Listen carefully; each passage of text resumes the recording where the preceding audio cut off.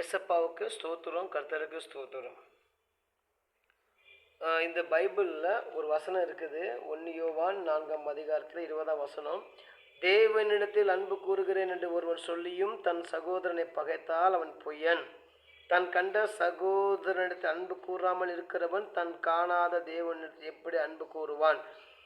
தேவனிடத்தில் அன்பு கூறுகிறவன் தன் சகோதரன் அன்பு கூற வேண்டும் என்கிற இந்த கற்பனையை அவரால் பெற்றிருக்கிறோம். பாருங்கள், நம்ம மற்றவங்களை நேசிக்கிறதுக்கு கட்டளை பெற்றுக்கிறோம். கடவுளால், இயேசுவால், கர்த்தரால் மற்றவங்களை நேசிக்கிறதுக்கு நம்ம கட்டளை பெற்றுக்கிறோம்.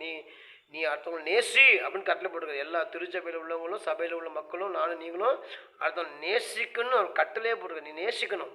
அவன் கெட்டவன் நல்லவன் அது ஆண்டு நமக்கு சொல்லலை. அவனை நீ நேசிக்கணும். அவனுக்காக ஜெபிக்கணும்.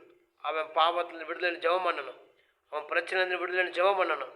அவன் போராட்டத்தை விடுதலை ஜெபம் பண்ணணும். ஏன்னா அவன் நமக்கு விரோதமானவன் தான். நம்மளை டென்ஷன் ஆக்குறவன், நம்மளை கோபப்படுத்துறவன் தான். ஆனால் அவனை நீ என்ன பண்ணி நேசித்து ஜெபம் பண்ண வேண்டும்.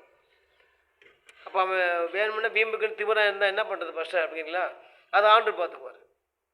ஒரு பாவம் செஞ்சானா, அக்கிரமம் செஞ்சானா அவர் மன்னிக்க அவர் தகுதி உள்ளதாக இருக்கிறார். நம்ம சொல்கிறது சொல்லணும். நம்ம நேசிக்கிறது நேசிக்கணும். ஒருத்தர் பாவம் செஞ்சுக்கிட்டே இருப்பான் அப்படின்னா அது ஆண்டு பார்த்துக்கோ. ஆண்டு வச்சு அது அவனாச்சு. பாவத்துக்கு முதலாளி பிசாசு, பரிசுத்தத்துக்கு முதலாளி கர்த்தர். பாவம் செஞ்சால் பிசாசு பார்த்துக்குவான், பரிசுத்தமாக இருந்தால் கர்த்தர் பார்த்துக்குவார். சரிங்களா? அப்போ இந்த வசனம் சொல்லுது, அருமையான ஒரு வசனம். யார் பொய் சொல்லணும்னா, தேவன் அன்பு கூறியன்னு சொல்லியும் தன் சகோதரனை, அதாவது சகோதரனை பகைக்கிறவன் பொய்யன், பொய் சொல்கிறவன் சொல்லிட்டாரு. யாரெல்லாம் பகைச்சிட்டு இருக்கோமோ அவங்களாம் பொய் சொல்கிறவங்கன்னு சொல்லிட்டாரு. இதுதான் பக்தியும் சித்தமும். ஓகேங்களா? பொய் சொல்லக்கூடாது, பகையாக இருக்கக்கூடாது, பக்தியாக இருக்கணும். ரெண்டாவது என்னன்னா, அவன் பொய்யன் தன் கண்ட சகோதரன் அன்பு கூறல. அதாவது சகோதரனா எல்லாத்தையும் பார்த்து பெரியவங்கள அம்மாங்கிறோம், அப்பாங்கிறோம், தெரிஞ்சவங்கள சகோதரர் அப்படிங்கிறோம். இப்போ இவங்களெல்லாம் நம்ம நேசிக்கணும். நேசிக்கலைன்னா அக்கம் பக்கம், எதிர்த்து வீடு, பக்கத்து வீடு, யாருக்கிட்டையும் சண்டை போடாமல் நம்ம நேசிக்கணும். நேசித்தா தான் ஆண்டு நாம் மகிமைப்படும். அப்போ தான் ஆண்டு சந்தோஷப்படுவார். அது செய்யாமல் நான் சர்ச்சுக்கு போகிறவன், கிறிஸ்டின் போகிற யார் சொல்லிட்டாலும், மற்ற இயேசு தெரியாதவங்க சொல்லுவாங்க, இந்த கிறிஸ்தவங்க சண்டை போகிறாங்க சொல்லுவாங்க. அதை சண்டை போகிறவங்க கிறிஸ்தவங்க சண்டை போடுற எந்த மக்களும் கிறிஸ்தவங்களே கிடையாது. ஏசப்பா அதை சொல்லிக் கொடுக்கலன்னு சொல்லி நீங்கள் பார்க்குற புறஜாதி மக்கள், மற்ற மக்கள், இயேசு தெரியாத மக்கள் தெரிஞ்சுக்கோங்க. சரிங்களா? சர்ச்சை போகிறவங்க சண்டை போடுறாங்க பாருங்க அப்படின்னு நினச்சாலும் ஏசப்பா சண்டை போட சொல்லவே இல்லை. சரிங்களா? அப்போ இந்த விஷயத்தை நீ என்ன பண்ணணும்? முதலாவது உன் தேவனாய கர்த்தரை முழு உள்ளத்தோடு, முழு ஆத்மாவோடு, முழு அன்பு கூறுவாயாக. ஒன்று. ரெண்டாவது என்னன்னா, நீ ஒரு நேசிக்கிறது போல பிறனை நேசிப்பாயாக. இதுதான் பக்தி, இதுதான் மதம், இதுதான் ஜாதி. இதில் வேறு எந்த மதமும் எந்த ஜாதியும் உலகத்தில் வர்ற மாதிரி மதம் இல்லை, உலகத்தில் வர்ற மாதிரி ஜாதி இதில் கிடையாது.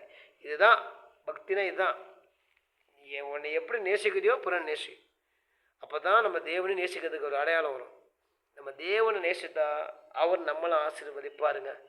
அவர் ஆசீர்வதிக்கிற போது நம்ம வாழ்க்கை ரொம்ப சிறக்கும். நம்மளை தடுக்க அந்த உலகத்தில் யாராலும் செய்ய முடியாது.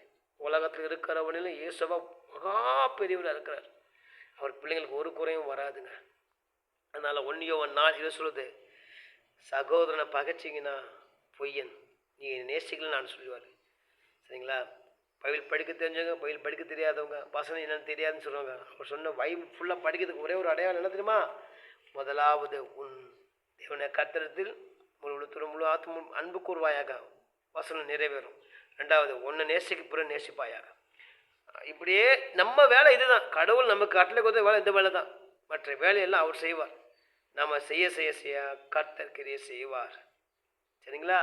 ஆகவே இது கொஞ்ச நாள் வாழ்கிற வாழ்க்கையில் எப்போ நம்ம ஜீவன் நம்மளை விட்டு போகணும் நம்ம யாருக்குமே தெரியாத வாழ்க்கையில் நம்ம ஆண்டுக்கு உண்மையாக இருப்போம்.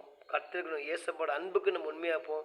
அந்த அன்பு நம்மளை வெட்கப்படுத்தவே, அந்த நம்பிக்கையே அந்த அவருடைய அன்பு என்ற நம்பிக்கை நம்ம நம்புங்க. இயேசப்போட அன்பு என்னை என்றைக்குமே கைவிடாது நம்புங்க. அந்த அன்பு நம்மளை ஒரு நாள் வெட்கப்படுத்தாது. சரிங்களா? இந்த வசனத்தை கடைபிடிங்க. நீங்கள் தான் பரலோகத்துக்கு போகிறவங்க, நீங்கள் தான் ஆசீர்வதிக்கப்படுகிறவங்க, நீங்கள் தான் மற்ற மக்களை ஆசீர்வதிக்கிறவங்க, நீங்கள் தான் கொடுத்து வச்சவங்க, நீங்கள் தான் பாக்கியவான். கர்த்தர் நம்மப்படும். இது சம்பாதிச்சு பணம் வாங்கி படித்து யாராலையும் நம்மளை வாங்க முடியாது. கர்த்தர் கொடுக்குற ஒரு கிருபை, கிஃப்ட். தெரிஞ்சுக்கொள்ளுங்க. உங்களை ஆண்டவர் ஆசீர்வதிக்கட்டும். இதை பார்க்கும்போதே உங்களை அப்படி மாற்றிக்கொள்ளும் பொழுது நமக்கு கண்ணுக்கு தெரியாத ஆபத்துக்கெல்லாம் நம்மை விட்டு தானாக அது விலகி போகட்டும். ஸ்தோத்திரம்.